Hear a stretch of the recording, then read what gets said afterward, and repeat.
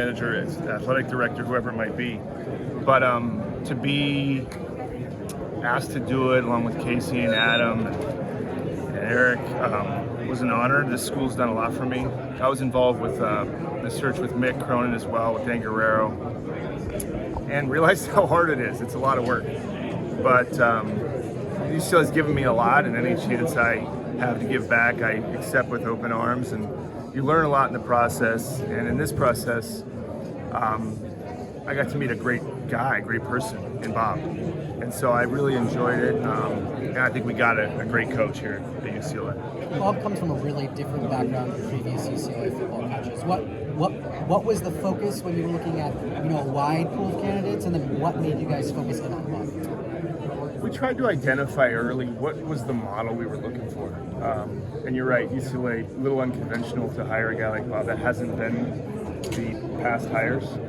More maybe high-profile names have been people that have gotten the job, but we wanted to find someone that had been around winning and maybe had built a program.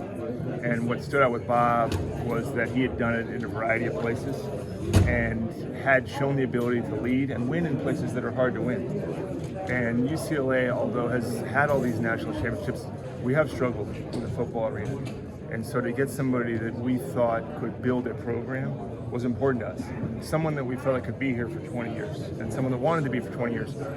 Bob was going to get a job somewhere, we thought. So when we interviewed him, we made a point to say, you're likely to get a job or a higher level job. What makes you want this job?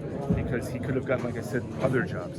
And he answered, he liked the idea of UCLA and what it offered, which to me is everything. There's nothing this university doesn't offer a student, an athlete, people that are getting their master's, law degrees, business degrees. This place has everything, and he gravitated towards that and values that. And you heard him say that about places like Johns Hopkins where he's been. So we like that model, and you make your own opinion, but you could see a lot of what we saw when he was up there on the podium. Warren mentioned that Dave Roberts is also involved in the search committee. When did he get involved, and kind of what was his process in helping you guys, get the hire done?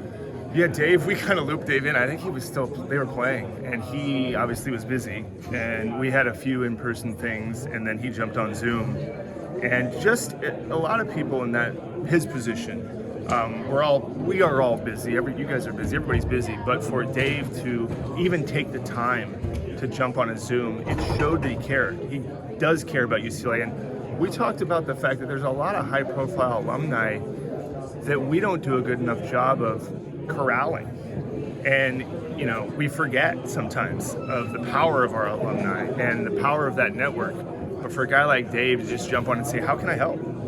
And then even being as busy as he was, had time to connect with the coach and offer his services, which was great. And it all comes from, this is all pro bono work. I mean, we're not, it's just about helping our current students, our former students, this whole UCLA family, be proud of a football coach that we think can win, and be proud of the person and somebody that cares about his family, like we all saw him talk about. But Dave was great, and again, a lot of people probably don't even know Dave went to UCLA. We just got to elevate what the perception of this place and the profile, and it's great that he jumped in as well. You're dealing with candidates, prospective candidates. What did you learn about UCLA football? I learned that there's a lot of upside to this program. There's a lot of untapped potential to this program. There's a lot of questions as to why hasn't it been better. I was here and we never lost to UCLA when I was a student. I don't think in basketball or football. Those are some good football years, but it hasn't been as good lately. We've had some ups and downs, but I believe this university should be best in class at everything. And in many cases, we are. You look across the board at the education this place provides, like I said, the medical campus that this place has, the graduate programs that it has, the diversity that Los Angeles, obviously the storied basketball program, all the Olympic sports. You're going to watch the Olympics come to LA, and so many of those athletes will have come from UCLA. Go see the UCLA Hall of Fame. Put that up against any college Hall of Fame in the country. So why not the football program? What are we missing? Leadership is, I believe, the best way to transform a program, and I think we found a leader in Bob. But it's like buying a stock that's down. with a lot of potential. And I view the football program as something like that. What say do you and other alums have in about when you first met him? Sometimes we meet someone and like immediately we have a feeling this may be the person. Did you felt like that comfort level in your first encounter with Bob Chesney? Yeah, I did. I posed the question to Bob that I just mentioned to all of you, which was, you're going to get a job. Why this job? Because you can imagine being a college coach, James Madison, and you're getting a lot of people coming to you, multi-million-dollar offers. Why this place? And a lot of people take jobs for money, just the fact that it's a higher conference, better opportunity. I believe Bob wanted this job, specifically this job at UCLA. Not a job in the Big Ten, not a job in the SEC, not a job paying a lot of money, this job. And when he talked about all the things that he thought UCLA provided to raise his kids in the city of Los Angeles, it just resonated. I think it resonated with the whole committee because I think he's a genuine guy, and I think what he says he means, and that was a powerful thing to hear. Bob, was Adam Peters obviously close by James Madison, right? With the Commanders. Yeah. Was that a benefit? Was he able to get boots on the ground more often, and was that helpful? If so, I mean, Adam's got his own. He's got a lot going on himself, but he did mention to me the other day last week, I might drive over to see him. They had conversations. They had good conversations, and just the fact that he's right there. I don't know that they got a chance to connect in person, but they had a lot of good dialogue and shared the fact that they're that close to each other, and it is a shift. And I imagine they talked about Adam coming from UCLA going that way, and then Bob's doing this. And so everybody that I spoke with, and I have my own opinion of just talking to Bob, just speaks to who he is. And that's, again, you judge. You guys have interviewed a lot of coaches, been around. You obviously got to win, but how they communicate, how they lead, how they inspire, all the things that maybe you saw, we saw. Again, he has to go out and do his job. And I understand that winning is how we're all graded in this process, but he's a guy you bet on. Bob is a guy you bet on. And especially with a first name like that.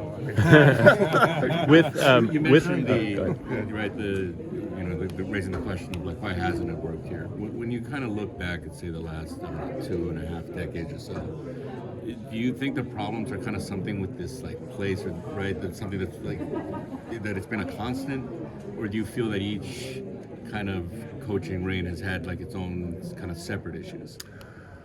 I think that if you look back and guess, because I wasn't intimately involved at the whys of UCLA football and the twists and turns, but leadership is usually the reason why something succeeds or fails. We have new leadership. I think starting with Julio, a chancellor that believes in sports. When I was at UCLA, we were fantastic in basketball. Obviously, this has always been a fantastic academic institution, but I think we were a little apologetic about our sports. We didn't want to push our sports to the forefront. And I believe in the term student athlete, but we also hesitated to celebrate the power of athletics. And it doesn't diminish the power of education. They can both be as prominent as each other. It doesn't mean the athletics are more important than education. It doesn't mean that.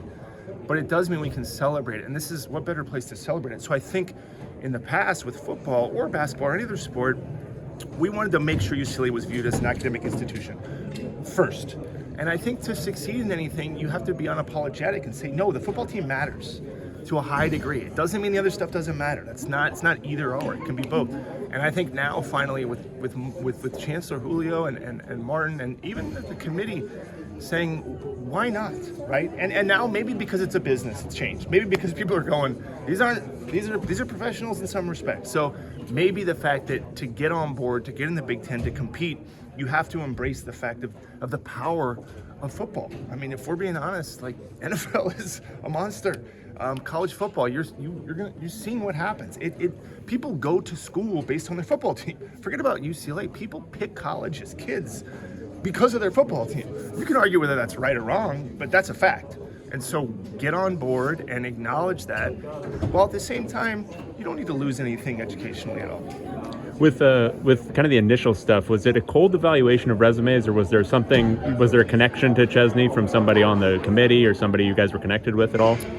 No, it wasn't. There was no kind of, I know this guy who knows that guy. It was just looking at young up-and-coming coaches.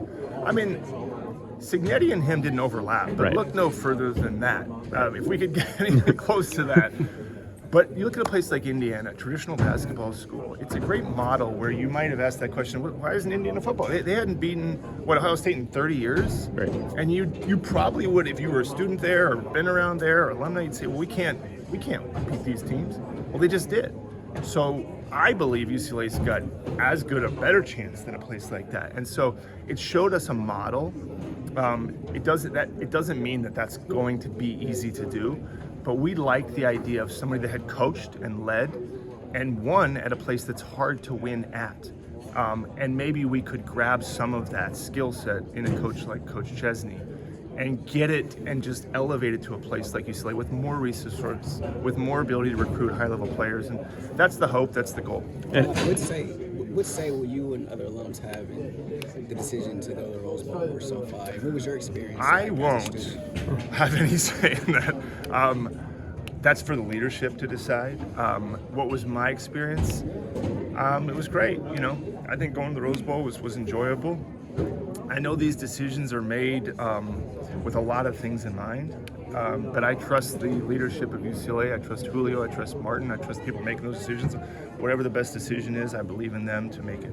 You mentioned, embracing the power of sports, the power of football. What steps need to be taken to make football more of a commitment at this school?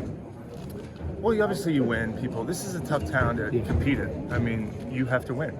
To be. I mean, you got, like I said, the Lakers, the Dodgers, Rams, UCLA basketball, USC. There's all these things that have traditionally held the attention. But if you win, you'll get people's attention. But I think UCLA, like I said, being in the Big Ten, being in, like Martin said, the second biggest media market, the branding of UCLA couldn't be better. When we went through this process, the respect from a lot of the candidates, the fact that they were all interested and all believed that UCLA could be a place that could be restored. There is a football history here, it's just a ways back. But you have to make it meaningful, right? You have to find someone that believes in it, and you have to get continuity, right? We can't cycle through. You want to have a coach, a lot of these programs, you have a coach for 10, 15 years. You don't want to be doing this every 5 years. You want to find someone and then hope they can last a long time and succeed. We got time for one more, and then we'll bring in Scott. How much of a topic of conversation was it with Chesney about financial commitment to building the roster, and how much internally were you guys having discussions about how you build that at UCLA? Yeah, I think just the fact that you were in the Big Ten, I think there has to be a level of commitment. And Bob asked the right questions, which was, what is our level of commitment? And we're in this conference. What can I expect as far as resources to compete in this conference? And we said we may not be at the very top of resources. There's some very well-funded schools at the top, but you'll be in the top third to compete, maybe top quartile to compete with these schools financially, as far as what we can provide, what revenue we can provide from the school, NIL support, all those things, alumni support. And then he was kind of like, look, that's enough. I don't need to have the most resources, but give me enough to compete.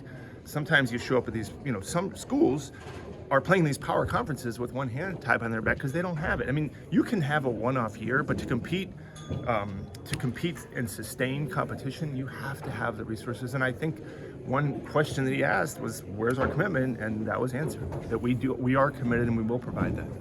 So, Awesome. Thank you so much.